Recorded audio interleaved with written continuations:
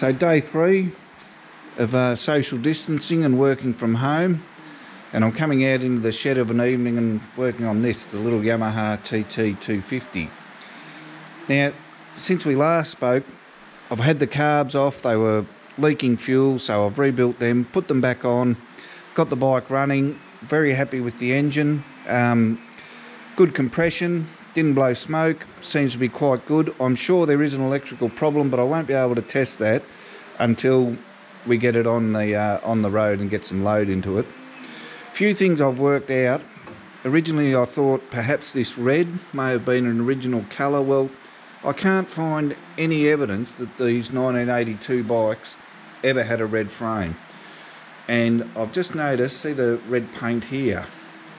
It's an overpaint. Now, there's no way knowing if the red paint was original that would be on the head stem there. So this bike's come apart pretty good. All the nuts and bolts have just got that nice feel. They're tight, but not over tight. None of them have been seized. So the next step will be off with the head stems, and then everything else you see there will be black anyway.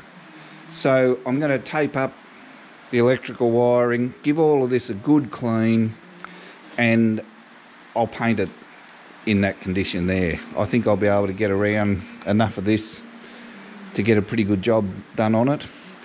The bike itself, one thing I noticed also was an old crack on the casings here, but it doesn't affect anything, so we're not too worried about that. And the TT rear swing arms had a split pin, whereas the XTs were captive for the rear axle. So that's a nice little feature on a TT, and telling me that it's the original way that this bike was put together from the factory.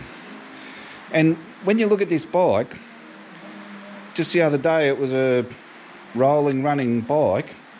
To get it to the state that it's in now only took the removal of this many bolts. Not much holding them together.